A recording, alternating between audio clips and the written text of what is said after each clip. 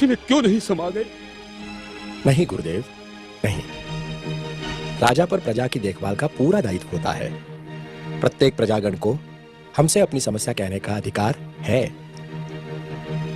किंतु ब्राह्मण देवता, आपका हम पर इस तरह आरोप लगाना। मेरा आरोप पूर्ण सत्य है प्रभु राम, मैं पूर्णतः सत्य कह रहा हूँ।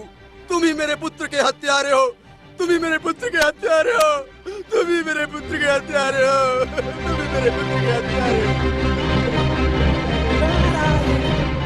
प्रभु राम, इतना व्यथित क्यों होते हो?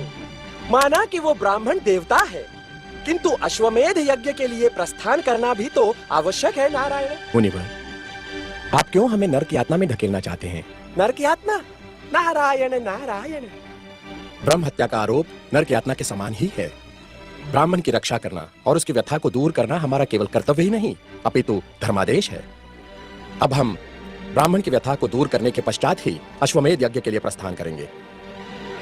किंतु हमारे राज्य में धर्मोल्लंघन का दुस्साहस कर कौन सकता है? नारायण नारायण।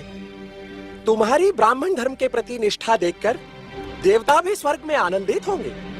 हे राम, धर्म शास्त्रों का अध्ययन, तप और जप करने का अधिकार केवल ब्राह्मण समुदाय को ही है। तुम्हारे राज्य में निश्चय ही कोई पापी शूद्र अपने दास धर्म को त्याग कर मोक्ष सिद्धि हेतु तपस्या कर रहा है। नारायण नारायण। सतयुग में ऐसी अशुभ घटना कभी नहीं घटी राम। शूद्र और तप? हाँ, निश्चित ही कोई शूद्र है।